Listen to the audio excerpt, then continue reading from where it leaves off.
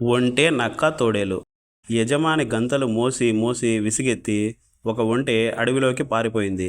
ఆ ఏడు వేసంగి ఎండలకు చిన్న చిన్న చెట్లు, పొదలు, సన్న జీవాలు చనిపోయాయి. ఒంటెకు ఎక్కడా మేత దొరకలేదు. మేత కోసమని అది తిరుగుతూ ఉండగా ఒక నక్క ఎదురుపడి, ఒంటె బావా, నీవు చల్లగా ఉన్నావా అని అడిగింది. ఏం చెప్పను నాయనా, ఎక్కడా పచ్చని పచ్చికైనా కనిపించటం లేదు. మేత కోసం 6 రోజుల నుంచి అలమటించిపోతున్నాను అన్నది ఒంటె. నా గతి అలాగే ఉంది. 10 రోజుల నుంచి మేక కాకపోతే మేక పిల్ల అయినా దొరకలేదు. నీకు మేత కావాలి, నాకు మాంసం కావాలి. మన ఇద్దరం కలిసిపోదామా అన్నది నక్క. ఒంటె సరేనన్నది. ఈ విధంగా రెండు కూడబలుక్కొని పోతూ ఉండగా దారిలో ఒక గుంట నక్క, ఒక తోడేలు కలిశాయి. ఆ 4 కలిసి ఉండసాగినాయి. వాటికి ఎక్కడా తిండి దొరకలేదు. కడుపులు మండిపోతున్నాయి. ఇలా 10 రోజులు పస్తులతో గడిచినాయి.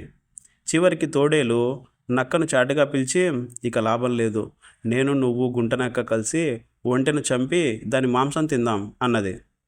నీకు అంతా తొందరే. ఒంటె తనని తినమని మెడ చాపుతుందనుకున్నావా? దాని కోపం వస్తే మన ముగ్గురం ఎక్కడుంటాము? ఇది బలంతో అయ్యే పని కాదు. నేను ఒక ఉపాయం చెబుతాను. నీవు కాళ్ళు నిగడదన్ని పొట్ట ఉబ్బి చచ్చినట్లు పడుకో. నేను ఏం చేసినా నువ్వు ఊరుకోవాలి. లేకపోతే కడుపు మాడి మనందరం చస్తాం. నేను కేక వేయగానే పరిగెత్తుకురా అన్నది నక్క. సరేనని తోడేలు అలాగే పడుకున్నది. నక్క ఒంటె దగ్గరికి వెళ్ళి, ఎలా ఉన్నావు అని పలకరించింది. అది కన్నీళ్లు పెట్టుకుని, ఏం చెప్పను, ఈ వేసవికాలం ఎలా వెళ్ళమారుతుందా అని కనిపెట్టుకుని ఉన్నాను అన్నది. మాకు అంతు చిక్కలేదు. అటు చూడు, తిండి మానుకోవటం కోసమని తోడేలు వేసవికాలం అంతా చచ్చిపడి ఉంటుంది. చినుకులు పడగానే నేను దాన్ని తీసుకెళ్లి నీళ్ళలో వేసి రావే తోడేలా అంటే మళ్ళీ బతికి వస్తుంది అన్నది నక్క. నిజమేనా? మళ్ళీ బతుకుతుందా అని ఒంటె ఆశ్చర్యంగా అడిగింది. నీవే చూడు అంటూ నక్క తోడేలును లాక్కు వెళ్ళి నీళ్ళలో పడవేసి రావే తోడేలా అంది. ఆ పిలుపు వినగానే తోడేలు లేచి ఒళ్ళు విడుచుకొని వచ్చింది. ఒంటె నమ్మింది. అయితే నన్ను ఈ వేసవికి ఒక్కసారి మాత్రం చంపండి అని ఒంటె పడుకున్నది. ఒంటె ఈ మాట అని పడుకోగానే తతిమ్మ 3 దాని మీద పడి చీల్చి మాంసం పోగులు పెట్టాయి. ఈ పేగులు నదిలో జాడించుకు వస్తా అని తోడేలు నదికెళ్ళింది. చూస్తావెందుకు, మంచి మంచి ముక్కలు తిందాంరా అని నక్క గుంటనక్కను పిలిచింది. తోడేలు ముక్కలను లెక్క పెట్టుకుపోయింది.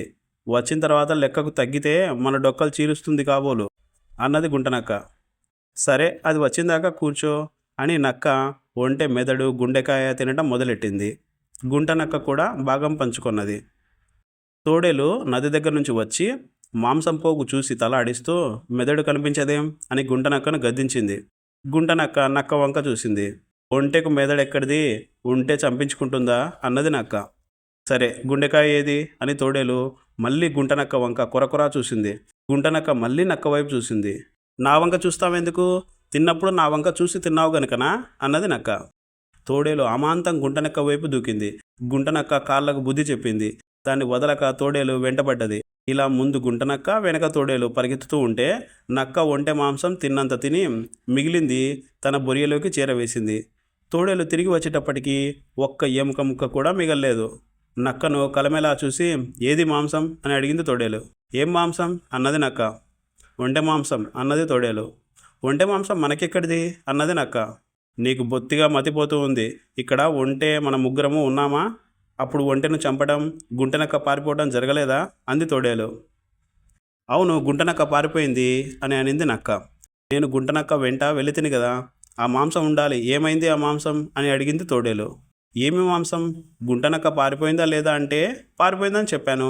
మళ్ళీ మాంసం అంటావేమిటి అంది నక్క. నక్కకు అన్ని సంగతులు జ్ఞాపకం ఉన్నాయి, కానీ మాంసం సంగతి మాత్రం మర్చిపోయింది.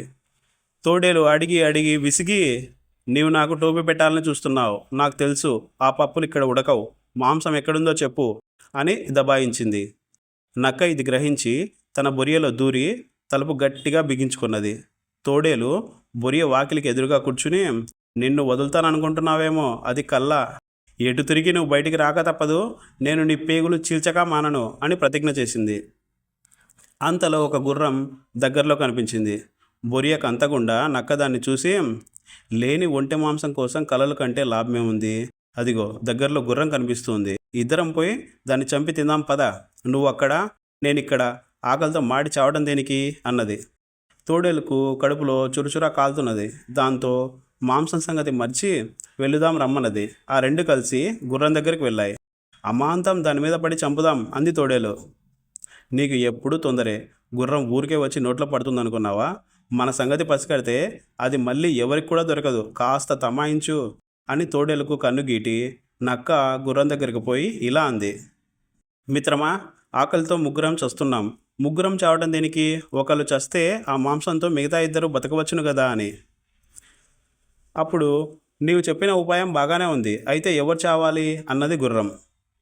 పెద్దవాళ్ళ కోసం చిన్నవాళ్ళు త్యాగం చేయడం ధర్మం అన్నది నక్క. గుర్రము తోడేలు దానికి ఒప్పుకున్నాయి. నక్క తర్వాత ఇలా అంది. మీ అందరిలోకి నేనే పెద్దననుకుంటున్నాను. ఎందుకంటే దేవతలు రాక్షసులు అమృతం కోసం పోట్లాడుతున్నప్పటికే నాకు చూపు మధ్యమైంది అని ఇంకేమో చెప్పబోయింది.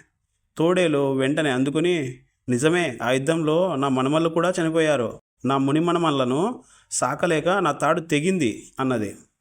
వెంటనే గుర్రం అన్నది, మీరు చాలా పొరపడుతున్నారు. మీకంటే నేను చాలా పెద్దవాణ్ణి. నేను ఎప్పుడు పుట్టానో నాకే తెలియదు. కానీ నా వెనక కాలి గిట్ట మీద నా యజమాని వ్రాశాడు. కావలిస్తే మీరే చూడండి అని. అప్పుడు నక్క తోడేలుతో ఇలా అంది. ముసలివాణ్ణి కావడం వల్ల నాకు కళ్ళు సరిగా కనిపించవు. కాస్త వెనుకకు పోయి చూడు అని. తోడేలుకు బుద్ధి లేదు. నక్క మాటలు నమ్మి గుర్రం వెనుకకు పోయింది. తోడేలును సరిగా కాళ్ళ దగ్గరకు రానిచ్చి గుర్రం ఫెడేలున ఒక్క తన్ను తన్నింది. ఆ తాపు డొక్కలో తగిలి తోడేలు గింగిరాలు తిరిగి చచ్చింది. ఇక గుర్రం అదే పరుగు. అమ్మయ్య, ఎన్నాళ్లకు శని విరగడైందిరా అని సంతోషంతో నక్క ఒక్కసారి కూసి తన బొరియలోకి పోయి పడింది.